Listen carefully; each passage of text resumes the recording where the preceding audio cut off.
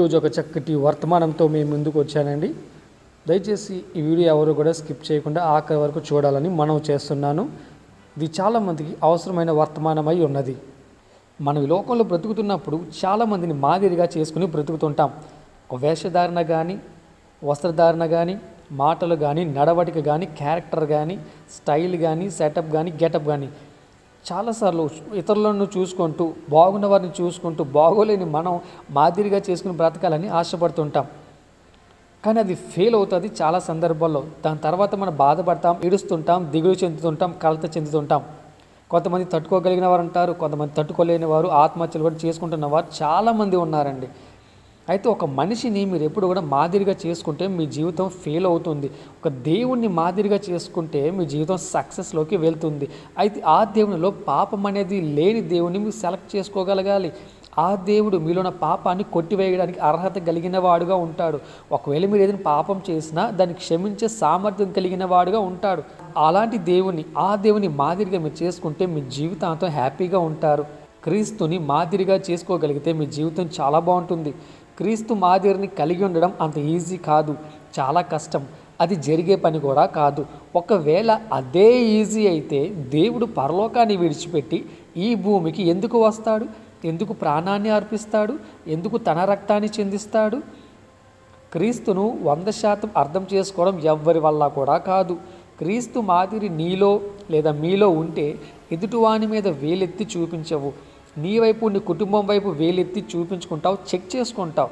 ఒకవేళ క్రీస్తు మాదిరి ఉండాలి నీలో అని అంటే దానికి ఎన్నో రాత్రింబగళ్ళు ప్రార్థనా జీవితం ఉండాలి.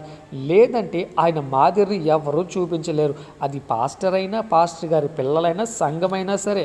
క్రీస్తు శరీరం అంటే చిన్న విషయం కాదు.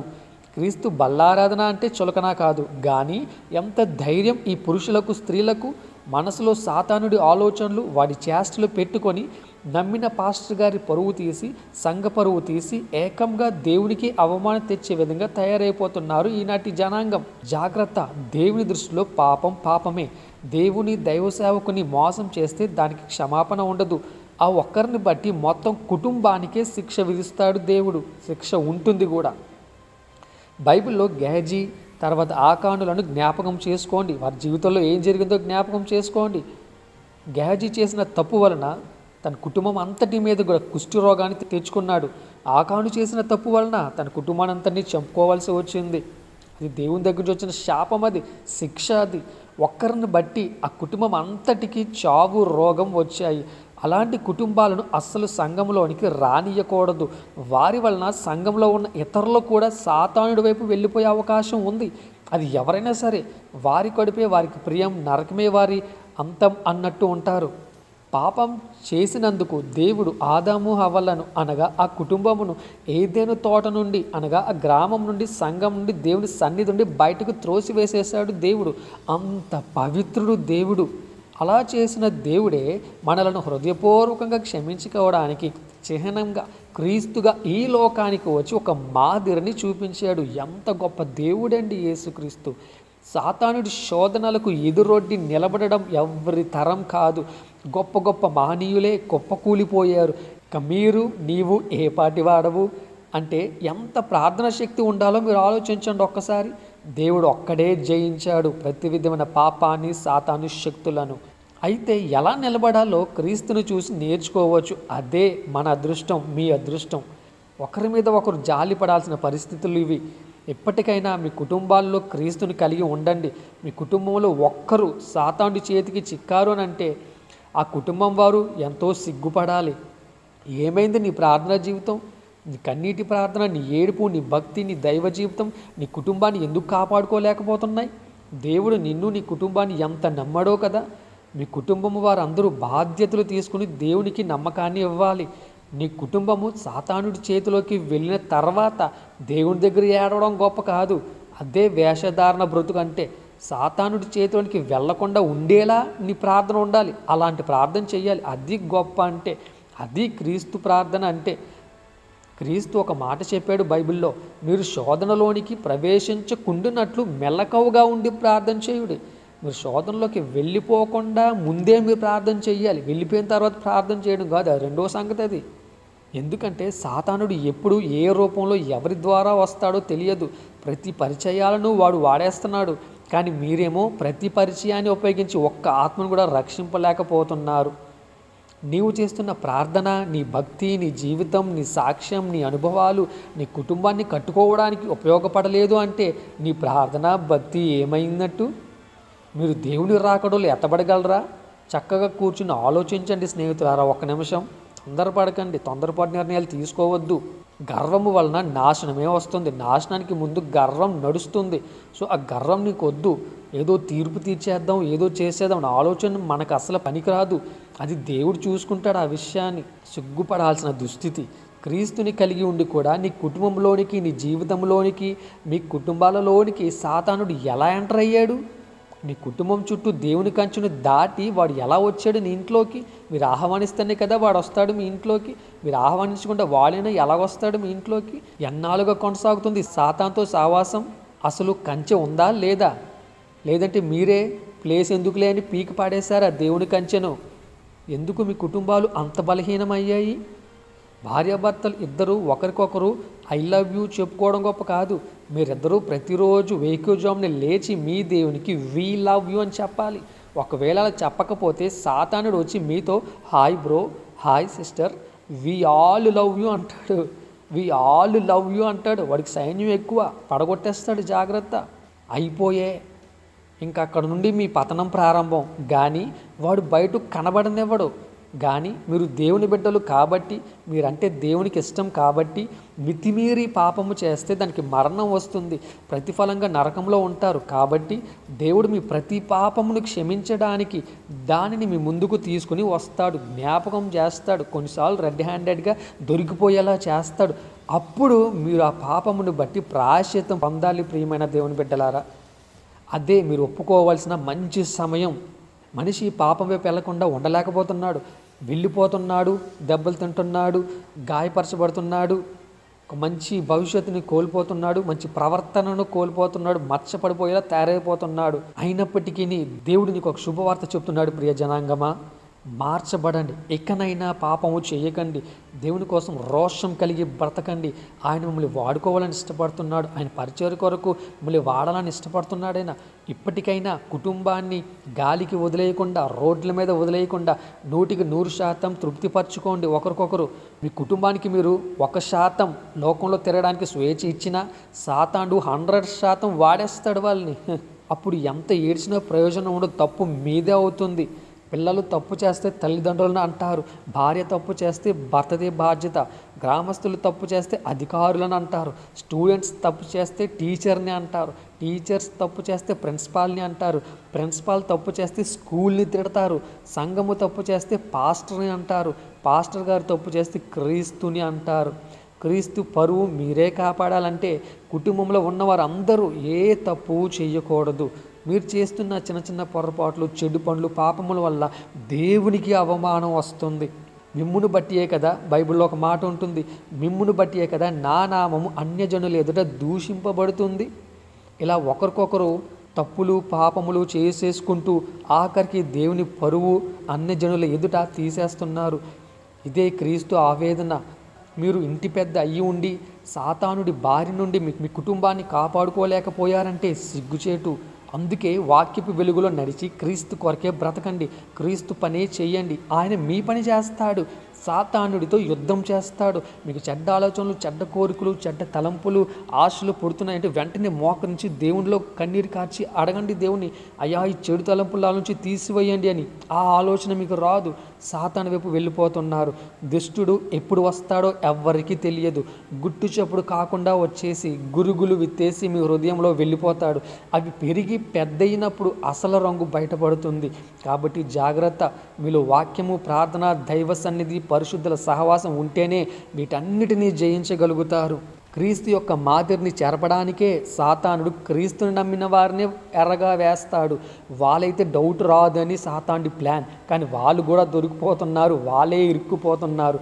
కారణం, ఒక్క కుటుంబంలో కూడా క్రీస్తు మాదిరి లేదు. క్రీస్తును శిక్షకు అప్పగించడానికి యోధానే వాడాడు సాతానుడు. క్రీస్తును శిక్షకు అప్పగించడానికి సొంత శిష్యుల్లో అయిన ఇస్కరియోతు యోధానే వాడాడు సాతానుడు. అది అపవాది టాలెంట్. అదే అపవాది టాలెంట్. మరి నీ టాలెంట్ ఏమైంది? ఒకరి మీద ఒకరు వేలెత్తి చూపించుకోవడమా? కోరుండి నీ చేతులతో నీవే నీ కుటుంబాన్ని ఫ్రీగా వదిలి సాతానుడి చేతికి అప్పగించేస్తున్నావు. ఆదాము చేసిన తప్పే మీరు చేస్తే ఎలా? బైబిల్ నుంచి మీరు పాఠాలు గుణపాఠాలు నేర్చుకోవాలి.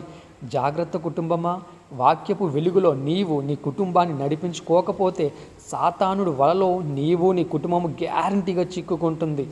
దేవుడి నుంచి, సంఘం నుంచి, మంచి సహవాసం నుంచి మిమ్మల్ని దూరం చేసి మరీ చంపుతాడు సాతానుడు.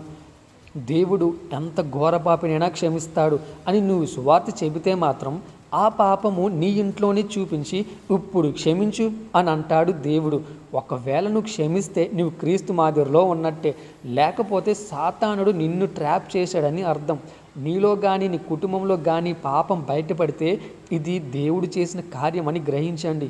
ఎందుకంటే దేవుడు నిన్ను లేదా నీ కుటుంబాన్ని ఈ అంత్య దినాల్లో తన పని కొరకు వాడుకోవాలనుకుంటున్నాడు.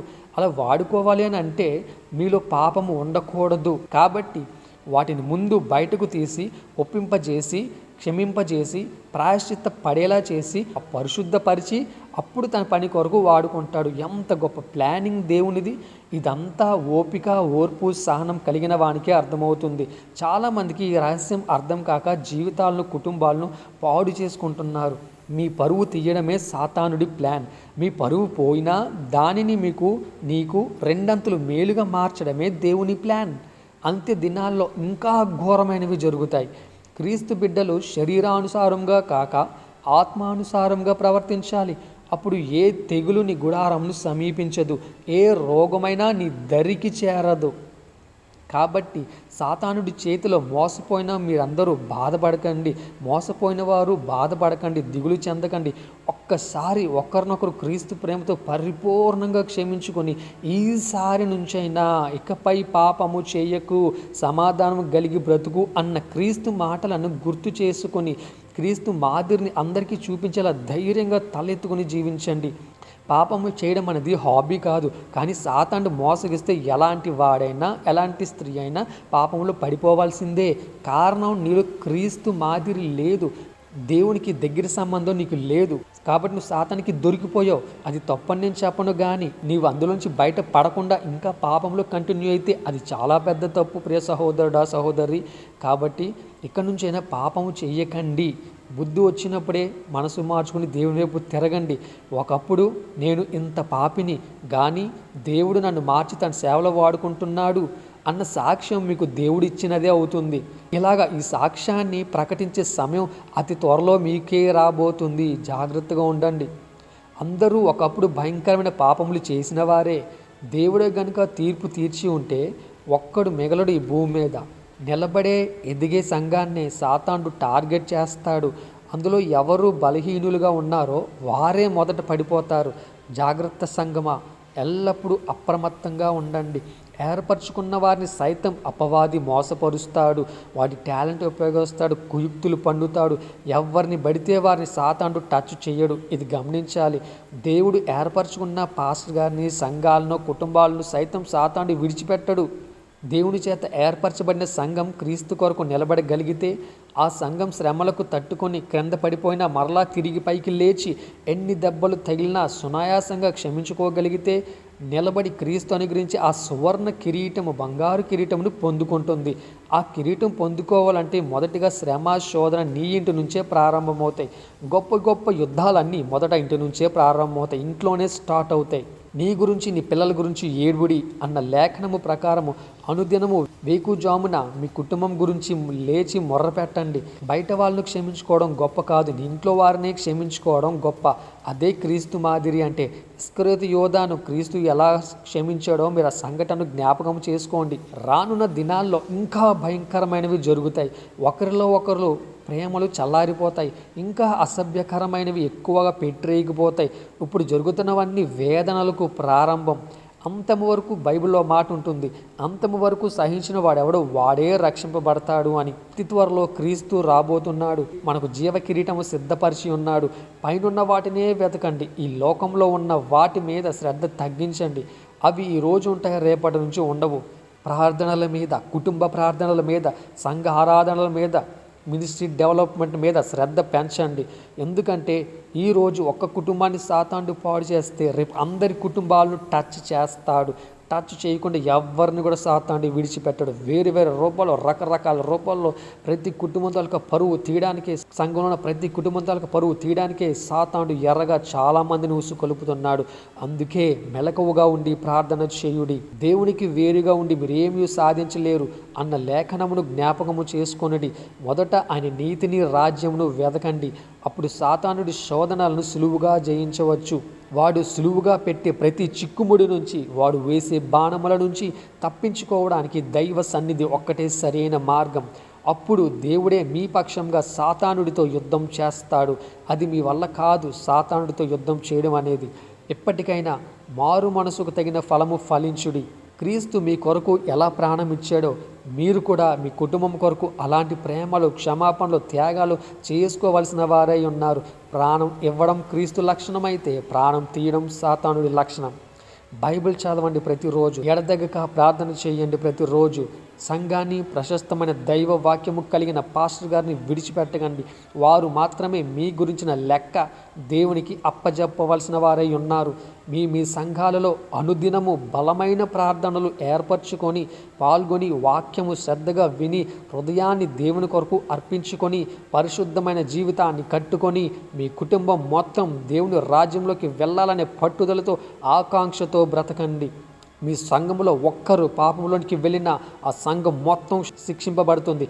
బాధ్యత మొత్తం సంఘానిదే అవుతుంది. ఇంత సంఘం ఉండి కూడా ఒక్కరిని ఎందుకు పాపంలోకి వెళ్లకుండా కాపాడుకోలేకపోయారు? సంఘంలో దేవుడు లేడని అర్థం. సంఘమా మేలుకోండి. సాతాను తంత్రాలను, కుతంత్రాలను ఎదిరించడం, పసిగట్టడం ఎవ్వడి వల్ల కూడా కాకుండా పోతుంది. సంఘం అంటే దేవునికి ప్రాణం బిడ్డలారా. ఆ సంఘాన్ని కాపాడుకోవాలి. ఆహర్నిశలు ఆయన వాక్యం వినడానికి ప్రయాసపడాలి. ప్రతిరోజు ఆయన సన్నిధికి వచ్చి ఏడుస్తూ కన్నీరు కాచి మీ గురించి, మీ కుటుంబాల గురించి మొర్ర పెట్టడం ప్రారంభించాలి. లేదంటే సాతానుడు ఒక కుటుంబాన్ని కొట్టినప్పుడు మిగతా అన్ని కుటుంబాలకు కొట్టడం వాడికి సులువు అవుతుంది. దేవుడు మీలో ఉన్నప్పుడే, దేవుని అందులో భయము, భక్తి మీలో ఉన్నప్పుడే మీకొక్కరికే కాదు కుటుంబంలో అందరికీ కూడా ఉండాలి. దేవుని అందులో భయము, భక్తి నేర్పించండి ఇంట్లో వాళ్ళందరికీ కూడా. అలా ఉన్నప్పుడే అంత్య దినాల్లో సాతాను గడి కుతంత్రాల నుంచి, మాయల నుంచి మనం బయటపడగలుగుతాం. సంగమా, దయచేసి ఐక్యత కలిగి ఒకరికి ఒకరు బుద్ధి చెప్పుకుంటూ, సరి చేసుకుంటూ, క్షమించుకుంటూ క్రీస్తు మాదిరిని ప్రకటించండి. పరలోకానికి వెళ్ళేది ఆత్మే కానీ శరీరము కాదు. శరీరాన్ని సాతాను పాడు చేసి నీ ఆత్మను దేవుని నుంచి దూరం చేస్తాడు. నువ్వు ఇదే శరీరాన్ని నలగొట్టి ఆత్మను పరలోక రాజ్యానికి ఇవ్వడానికి ట్రై చేయి. అదే క్రీస్తు మాదిరి అంటే. అప్పుడే నీ జీవితానికి ఒక అర్థం ఉంటుంది, పరమార్థం ఉంటుంది.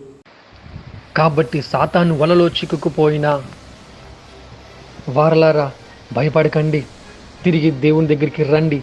లేచి తిరిగి దేవుని దగ్గర రండి. ప్రాయశ్చిత్తపడండి, పశ్చాత్తపడండి. క్షమించే అర్హత గుణం కలిగిన వాడు ప్రభు అనే యేసుక్రీస్తు అనే దేవుడు. సంఘం మీకోసం సిద్ధముగా ఉంది. దేవుని దగ్గర రండి, ప్రార్థించండి. తిరిగి దేవుని కొరకు ఒక రోషం కలిగిన మినిస్ట్రీ మనం చేద్దాం. ఆ రోషం కలిగిన ఉజ్జీవమైన మినిస్ట్రీ చేయడానికే ఇవన్నీ పునాదులు లాంటివి. ఇవన్నీ కూడా మీకు ఎక్స్పీరియన్సెస్ లాంటివి. ఇక తిరిగి వెనక్కి వెళ్లకుండా, పాపము జోనికి వెళ్లకుండా మీ జీవితాన్ని మీరు కట్టుకోవడానికి ఇదే అనుకూలమైన మంచి సమయం. దినాలు చెడ్డవుగా ఉన్నాయి కాబట్టి మీ సమయాన్ని పాడు చేసుకోకుండా సద్వినియోగం చేసుకోగలరని మనవి చేస్తున్నాను. Amen. So all the best. Waiting to see you soon. అతి త్వరలో మిమ్మల్ని మంచి సంతోషంతో చూడాలని ఆశపడుతున్నాను. All the best for your best, better, brighter future from John. ఈ వర్తమానం మీకు నచ్చితే లైక్ చేయండి. ఎవరి జీవితమైనా మార్చడానికి ఈ వర్తమానం అనుకూలంగా ఉంటే వారికి దయచేసి లింక్ షేర్ చేయండి. ఇంకా ఇలాంటివి నేను సిద్ధపడినట్లు, నాకు మంచి జ్ఞానం కలుగున్నట్లు నా ఛానల్ని దయచేసి సబ్స్క్రైబ్ చేసుకోండి. God bless you all. Amen.